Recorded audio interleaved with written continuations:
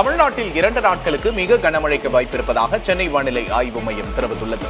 தேனி, தென்காசி, திருநெல்வேலி, கன்னியாகுமரி ஆகிய மாவட்டங்களிலும், விருதுநகர், தூத்துக்குடி மற்றும் ராமநாதபுரம் ஆகிய மாவட்டங்களிலும் மிக கனமழைக்கு வாய்ப்பிருப்பதாக வானிலை ஆய்வு மையம் கூறியுள்ளது.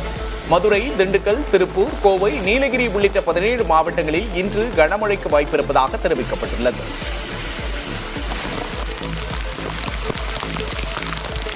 தமிழகம், புதுவை, காரைக்கால் பகுதிகளில் வடகிழக்கு பருவமழை தொடங்கியுள்ளதாக சென்னை வானிலை ஆய்வு மையம் அறிவித்துள்ளது. தமிழகத்தில் வடகிழக்கு பருவமழை தீவிரமாக உள்ளதாகவும் தெரிவித்துள்ளது. குமரிக்கடல் மற்றும் அதனை ஒட்டிய பகுதிகளில் வளிமண்டல கீழடுக்கு சுழற்சியும், தென்கிழக்கு அரபிக்கடல் மற்றும் அதனை ஒட்டிய லட்சத்தீவு பகுதிகளில் வளிமண்டல மேலடுக்கு சுழற்சியும் நிலவுவதாக தெரிவிக்கப்பட்டுள்ளது. வடகிழக்கு பருவமழை தொடங்கிய முதல் நாளே தமிழகத்தின் பல பகுதிகளில் கனமழை வெளுத்து வாங்கியது. கோவை மாநகரில் மாலை பொழுதில் அரை மணி நேரத்திற்கும் மேலாக பலத்த மழை பெய்தது. லங்கா கார்னர் பகுதியில் மழைநீர் அதிகம் தேங்கியதால் வாகன ஓட்டிகள் தத்தளித்து சென்றனர். இதனால் போக்குவரத்து நெரிசல் ஏற்பட்டது. பள்ளி, கல்லூரி அலுவலகம் முடிந்து திரும்பியவர்களும் சற்று சிரமமடைந்தனர். தேனி மாவட்டத்தில் உள்ள பெரியகுளம் மற்றும் அதன் சுற்றுவட்டார பகுதிகளில் பரவலாக மழை பெய்தது. இதனால் மானாவாரி பயிர் செய்யும் விவசாயிகள் மகிழ்ச்சி அடைந்துள்ளனர். எனினும் மாலையில் பெய்த கனமழையால் தீபாவளி விற்பனை மந்தமானதால் வியாபாரிகள் பாதிப்படைந்தனர். இதேபோல சிவகங்கை மாவட்டம் காரைக்குடியில் 3 நாளாக பெய்த மழையால் உதயம் நகர் குடியிருப்பு பகுதிகளில் வீடுகளை சுற்றி தண்ணீர் தேங்கியது. சேலம் மாவட்டம் மேட்டூர் மற்றும் அதன் சுற்றுவட்டார பகுதிகளில் சுமார் 2 மணி நேரத்திற்கும் மேலாக மிதமான மழை பெய்தது. இதனால் அப்பகுதியில் குளிர்ச்சியான வானிலை நிலவியது. இதேபோல திருவண்ணாமலை மாவட்டம் செய்யாறு சுற்றுவட்டார பகுதிகளிலும் மிதமான மழை பதிவானது. மயிலாடுதுறை, சீர்காழி, கொள்ளிடம் உள்ளிட்ட சுற்றுவட்டார பகுதிகளில் விட்டுவிட்டு கனமழை பெய்தது. சீர்காழி பேருந்து நிலையம் மற்றும் மயிலாடுதுறை கடை வீதிகளில் மழைநீர் தேங்கியதால் தீபாவளி பண்டிகையை ஒட்டி தற்காலிக கடைகள் அமைத்த வியாபாரிகள் கடுமையாக பாதிக்கப்பட்டனர். தீபாவளிக்கு பொருட்களை வாங்கச் சென்ற மக்களும் சிரமத்திற்கு உள்ளாகினர்.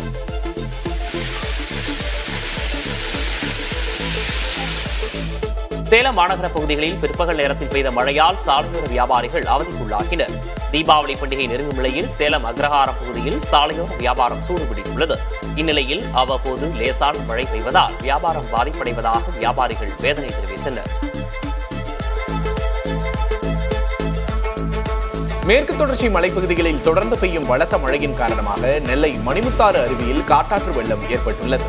இடைவிடாது கனமழை பெய்ததால் அருவிக்கான நீர்வரத்து 200 கன அடியிலிருந்து திடீரென 1500 கன அடியாக உயர்ந்தது. தொடர்ந்து மழை பெய்து வருவதால் அருவியில் நீர்வரத்து மேலும் அதிகரிக்கக்கூடும் என்று எதிர்பார்க்கப்படுகிறது.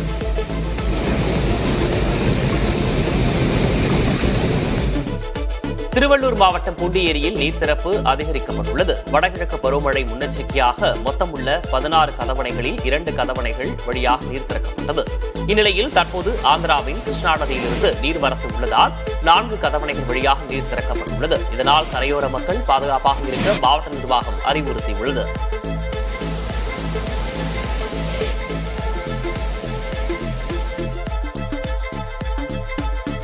இலங்கை பிரதமர் இந்தியா வந்துள்ள சூழலில் மீனவர் பிரச்சினை தொடர்பாக பிரதமர் மோடிக்கு முதல்வர் ஸ்டாலின் கடிதம் எழுதியுள்ளார். தனது கடிதத்தில் அவர் இலங்கை பிரதமரின் வருகை மீனவர்களின் பிரச்சனையை தீர்க்க சிறந்த வாய்ப்பாக வழங்கியுள்ளதாக குறிப்பிட்டுள்ளார். கச்சத்தீவை மீட்பதற்கு இலங்கை பிரதமரோடு பேச்சுவார்த்தை நடத்த வேண்டும் என பிரதமர் மோடியை முதல்வர் ஸ்டாலின் வலியுறுத்தியுள்ளார்.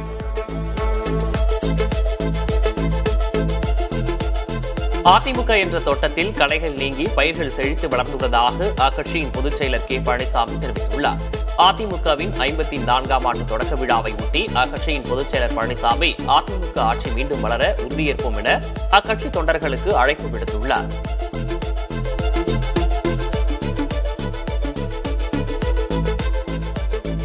தமிழகத்திற்கான நிதி விவகாரத்தில் மத்திய அரசு ஓரவஞ்சனையுடன் செயல்பட்டு வருவதாக முதல்வர் மு.க. ஸ்டாலின் குற்றம் சாட்டியுள்ளார்.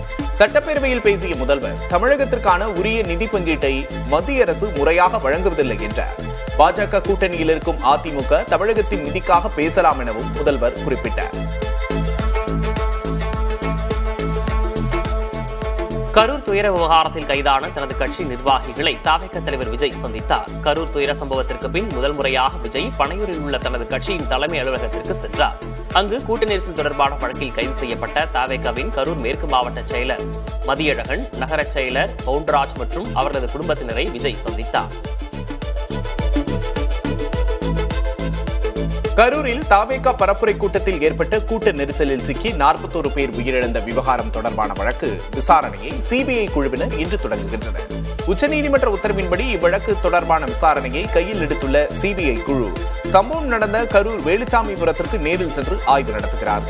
மேலும் பாதிக்கப்பட்டவர்களை சந்தித்தும் சிபிஐ அதிகாரிகள் குழு விசாரணை நடத்தும் என்று கூறப்படுகிறது. நாமக்கல் கிட்னி திருட்டு புகாரை குறிக்கும் வகையில் கிட்னிகள் ஜாக்கிரதை என்ற பேட்ச் அணிந்து அதிமுக எம்எல்ஏக்கள் சட்டப்பேரவை கூட்டத்தில் பங்கேற்றனர். புதன்கிழமை கரூர் பெருந்துயரத்தை குறிக்கும் வகையில் அதிமுகவினர் கையில் கருப்பு பட்டை அணிந்திருந்தனர். இந்நிலையில் நேற்று சட்டை பாக்கெட்டில் கிட்னிகள் ஜாக்கிரதை என்ற பேட்ச் அணிந்து அதிமுக சட்டமன்ற உறுப்பினர்கள் அவைக்கு வந்திருந்தனர். கிட்னி திருட்டு விவகாரத்தில் எந்த மருத்துவமனை எவருடையதாக இருந்தாலும் சட்டப்படி நடவடிக்கை எடுக்கப்படும் என்று மருத்துவத்துறை அமைச்சர் மா சுப்பிரமணியன் கூறியுள்ளார். இதில் இடைத்தரகர்கள் ஆனந்த், ஸ்டாலின் மோகன் ஆகியோருக்கு எதிராக வழக்கு பதிவு செய்யப்பட்டுள்ளதாக கூறினார். ஆந்திராவில் ஏஐ நிறுவனத்தை கூகுள் அமைக்க முடிவு செய்ததன் பின்னணியில் அதானி குழுமம் உள்ளதாக தொழில்துறை அமைச்சர் டி.ஆர்.பி. ராஜா தெரிவித்துள்ளார். சட்டப்பேரவையில் கேள்வி எழுப்பிய அதிமுக உறுப்பினர் தங்கமணிக்கு பதிலளித்து பேசியபோது இதனை அவர் தெரிவித்தார். மேலும் பேசிய அவர் அண்டை மாநிலத்துக்கு வந்துள்ள முதலீடு பற்றி குறை சொல்ல விரும்பவில்லை என அவர் கூறினார். கூகுள் ஏஐ தரவு மையம் ஆந்திராவில் அமைய உள்ளதை நினைத்து சில அண்டை மாநிலங்கள் வயிற்றெரிச்சலில் இருப்பதாக ஆந்திர அமைச்சர் நாரா லோகேஷ் தெரிவித்துள்ளார். கர்நாடக துணை முதல்வர் சிவக்குமார் கூறிய கருத்துக்கு பதிலளிக்கும் வகையில் இதனை அவர் தெரிவித்துள்ளார். நாரா லோகேஷ் வெளியிட்டுள்ள எக்ஸ் பதிவில் ஆந்திர உணவு காரசாரமாக இருக்கிறது என்று சொல்கின்றனர் என்று குறிப்பிட்டுள்ளார். ஆந்திராவில் 13,430 கோடி ரூபாய் மதிப்பிலான திட்டங்களுக்கு பிரதமர் நரேந்திர மோடி அடிக்கல் நாட்டினார். ஆந்திர மாநிலம் கர்னூரில் நடைபெற்ற நிகழ்வில் கலந்து கொண்ட பிரதமர் மோடி தொழில், மின் விநியோகம், சாலை, ரயில்வே என பலதரப்பட்ட துறைகளில் வளர்ச்சி திட்டங்களுக்கு அடிக்கல் நாட்டினார். பல்வேறு திட்டங்களை தொடங்கியும் அவர் வைத்தார். பீகாரில் முதல்வர் யார் என்பது குறித்து தேர்தலுக்கு பிறகு முடிவு செய்யப்படும் என மத்திய உள்துறை அமைச்சர் அமித்ஷா கூறியுள்ளார். ஆங்கில ஊடகம் ஒன்றுக்கு பேட்டியளித்த அமித்ஷா, தேசிய ஜனநாயக கூட்டணியில் எந்த பிளவும் இல்லை எனவும் நிதிஷ்குமார் தலைமையிலேயே தேர்தலை எதிர்கொள்வதாகவும் தெரிவித்தார். தேர்தலுக்கு பிறகு கூட்டணி கட்சிகளுடன் ஆலோசித்து முதல்வர் யார் என்பது குறித்து முடிவு செய்வோம் எனவும் கூறினார். கடந்த சட்டமன்ற தேர்தலுக்கு பிறகு நிதிஷ்குமார் பிரதமர் மோடியை அணுகி பாஜக அதிக இடங்களில் வென்றுள்ளதால் அக்கட்சியைச் சேர்ந்தவரே முதல்வராக வேண்டும் என கூறியதாகவும் அமித்ஷா தெரிவித்தார். அமெரிக்க அதிபர் டிரம்ப் கூறியது போல பிரதமர் மோடிக்கும் டிரம்புக்கும் இடையே அண்மையில் எந்த தொலைபேசி உரையாடலும் ஏற்படவில்லை என்று மத்திய அரசு திட்டவட்டமாக தெரிவித்துள்ளது. வெள்ளை மாளிகை செய்தியாளர் சந்திப்பில் பேசிய டிரம்ப், ரஷ்யாவிடமிருந்து எண்ணெய் வாங்குவதை படிப்படியாக குறைத்துக் கொள்ளப் போவதாக மோடி தன்னிடம் கூறியதாக குறிப்பிட்டிருந்தார். எரிபொருள் இறக்குமதி விவகாரத்தில் மக்கள் நலன்களை கருத்தில் கொண்டு அரசின் நடவடிக்கைகள் இருக்கும் என வெளியுறவுத்துறை செயலர் ரந்தீர் ஜெய்ஸ்வால் கூறியுள்ளார். நிலையான விலை, தடையற்ற தொடர்ச்சியான விநியோகம் ஆகிய 2 அம்சங்களை வழிகாட்டுதலாக கொண்டு அரசு செயல்பட்டு வருவதாக தெரிவித்தார். அமெரிக்காவிடமிருந்து எரிபொருட்கள் இறக்குமதி செய்வது குறித்து பேச்சுவார்த்தை நடப்பதாகவும் ரந்தீர் ஜெய்ஸ்வால் கூறினார்.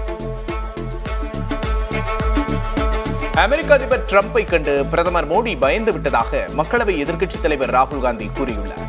எக்ஸ் தளத்தில் பதிவிட்டுள்ள அவர், ரஷ்யாவிடமிருந்து இந்தியா எண்ணெய் வாங்காது என டிரம்ப் கூறும் அளவுக்கு நிலை உள்ளது என கூறியுள்ளார். அமெரிக்கா தொடர்ச்சியாக இந்தியாவுக்கு நெருக்கடி அளித்து வரும் நிலையில் பிரதமர் மோடியோ அவருக்கு வாழ்த்து மற்றும் பாராட்டுச் செய்திகளை அனுப்பி வருவதாகவும் ராகுல் காந்தி சாடினார். பீகார் தேர்தலுக்கான வேட்பாளர்களை பாஜகவும் ஐக்கிய ஜனதாதளமும் முழுமையாக அறிவித்துள்ளன. 101 வேட்பாளர்களையும் ஐக்கிய ஜனதாதளம் அறிவித்துள்ள நிலையில் அதில் இதர பிற்படுத்தப்பட்ட பிரிவினருக்கு அதிகபட்சமாக 37 பேருக்கு வாய்ப்பளிக்கப்பட்டுள்ளது. இது தவிர 4 இஸ்லாமியர்களுக்கும் ஐக்கிய ஜனதாதளம் வாய்ப்பளித்துள்ளது. பீகாரில் ஒவைசியின் ஏஐஎம்ஐஎம் கட்சி 2 சிறிய கட்சிகளுடன் கூட்டணி அமைத்துள்ளது. சந்திரசேகர ஆசாத்தின் ஆசாத் சமாத் கட்சி மற்றும் சுவாமி பிரசாத் மௌரியாடின் அப்னி ஜனதா கட்சி ஆகியவற்றுடன் இணைந்து போட்டியிடுவதாக ஏஐஎம்ஐஎம் கட்சியின் ஒவைசி கூறியுள்ளார். ஒவைசியின் கட்சி 35 இடங்களிலும், ஆசாத் சமாஜ் கட்சி 25 இடங்களிலும், அப்னி ஜனதா கட்சி 4 இடங்களிலும் போட்டியிட உள்ளது. வெளிநாடுகளுக்கு தப்பியோடிய குற்றவாளிகளுக்கு எதிராக இரக்கம் காட்டக்கூடாது என மத்திய உள்துறை அமைச்சர் அமித்ஷா வலியுறுத்தியுள்ளார். டெல்லியில் சிபிஐ ஏற்பாடு செய்த தப்பியோடியவர்களை நாடு கடத்துதல் சவால்களும் உத்திகளும் என்ற மாநாட்டில் உரையாற்றிய அவர் இதனை தெரிவித்தார். புகழ்பெற்ற பாடகர் ஜுபின் கார்க் மரணம் தொடர்பான வழக்கில் உண்மையை கண்டறியும் பொருட்டு சிறப்பு புலனாய்வு குழு சிங்கப்பூர் காவல்துறை அதிகாரிகளை சந்திக்க உள்ளதாக அசாம் மாநில முதல்வர் ஹிமந்த பிஸ்வா சர்மா தெரிவித்துள்ளார். ஜுபின் மரணத்தில் தொடர்புடைய குற்றவாளிகளை சட்டத்தின் முன்பாக நிறுத்த இந்நடவடிக்கை உதவும் என்றும் எதிர்பார்க்கப்படுகிறது.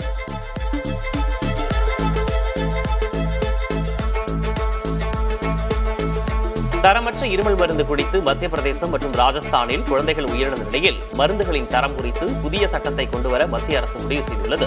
மருந்துகள் மற்றும் அழகு சாதன பொருட்களின் தர சோதனைகளை வலுப்படுத்தவும் தரமற்ற தயாரிப்புகளுக்கு எதிராக கடுமையான நடவடிக்கை எடுக்கும் வகையிலும் புதிய சட்டம் அறிமுகப்படுத்தப்படுவதாக தெரிவிக்கப்பட்டுள்ளது. RSS அமைப்பை முறைப்படுத்த புதிய விதிகளை உருவாக்க கர்நாடகா அமைச்சரவை ஒப்புதல் அளித்துள்ளது. RSS அமைப்புக்கு தடை விதிக்க வேண்டும் என்று அமைச்சர் பிரியங்க் கார்கே முதல்வர் சித்தராமையாவுக்கு கடிதம் எழுதியதை அடுத்து இந்த முடிவு எடுக்கப்பட்டுள்ளது.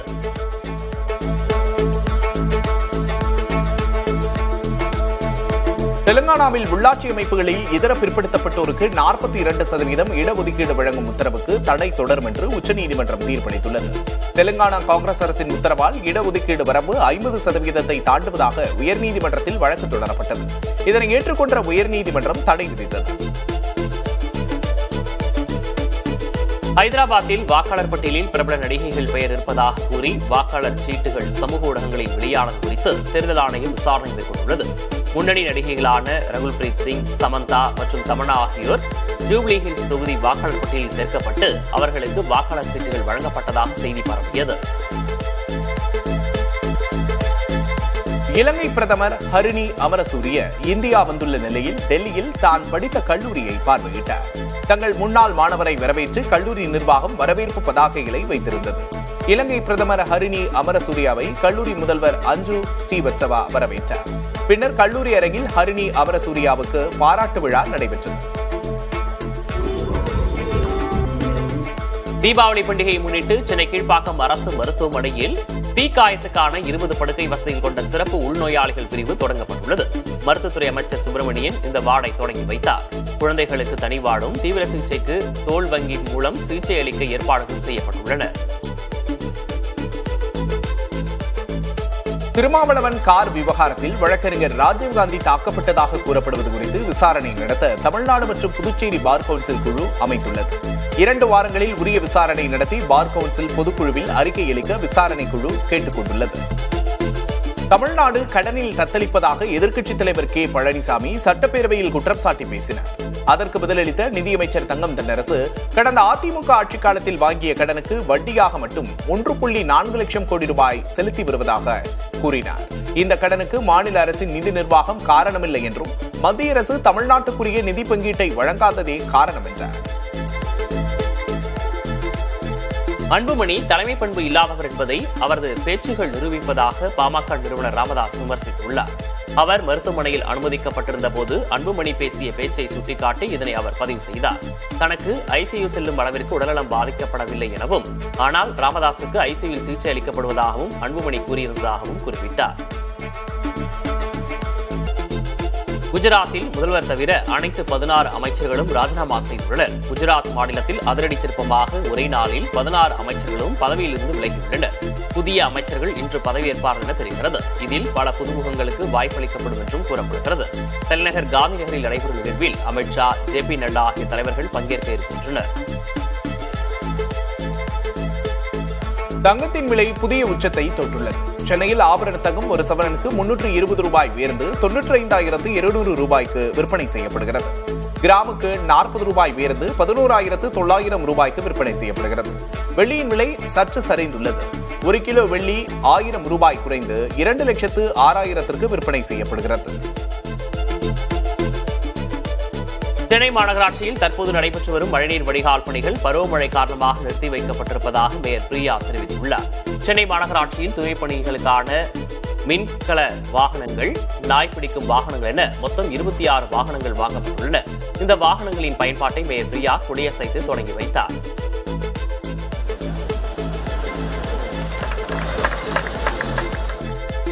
டாஸ்மாக் ஊழியர்களுக்கு 20 விழுக்காடு போனஸ் மற்றும் கருணை தொகை வழங்கிட தமிழ்நாடு அரசு அரசாணை பிறப்பித்துள்ளது. இதன்படி 24,816 பேருக்கு 40 கோடியே 62 லட்சம் ரூபாய் செலவில் போனஸ் மற்றும் கருணை தொகை வழங்கப்பட உள்ளது. அரசின் இந்த நடவடிக்கை ஊழியர்கள் ஊக்கத்துடன் பணியாற்றுவதை உறுதி செய்யும் என டாஸ்மாக் நிர்வாகம் தெரிவித்துள்ளது. மக்கள் நுழையும் பொருட்டு ரஃபா கிராசிங் விரைவில் திறக்கப்படும் என்று இஸ்ரேல் பாதுகாப்பு படை தெரிவித்துள்ளது. இது தொடர்பாக எகிப்துடன் தொடர்ந்து பேசி வருவதாகவும் பாதுகாப்பு படை பிரிவு வெளியிட்டுள்ள அறிவிப்பில் தெரிவிக்கப்பட்டுள்ளது. ரஃபா எல்லை வழியாக மக்கள் மட்டுமே அனுமதிக்கப்படுவர் என்றும் மனிதாபிமான அடிப்படையிலான உதவிகள் அவ்வழியே அனுமதிக்கப்படாது என்றும் அதில் கூறப்பட்டுள்ளது. பாகிஸ்தானுடனான போர் பதற்றத்தை அடுத்து ஆப்கானிஸ்தான் ராணுவம் தயார் நிலையில் இருக்கும் வீடியோக்களை அந்நாட்டு பாதுகாப்பு அமைச்சகம் வெளியிட்டுள்ளது. ஆப்கானிஸ்தானின் இஸ்லாமிய எமிரேட் பாதுகாப்பு அமைச்சகம் வெளியிட்டுள்ள வீடியோவில் ராணுவ வீரர்களின் போர் பயிற்சிகள், துப்பாக்கிச்சூடு திறன்கள் மற்றும் தரைவழி தாக்குதல் ஒத்திகைகள் போன்றவை காட்சிப்படுத்தப்பட்டுள்ளன.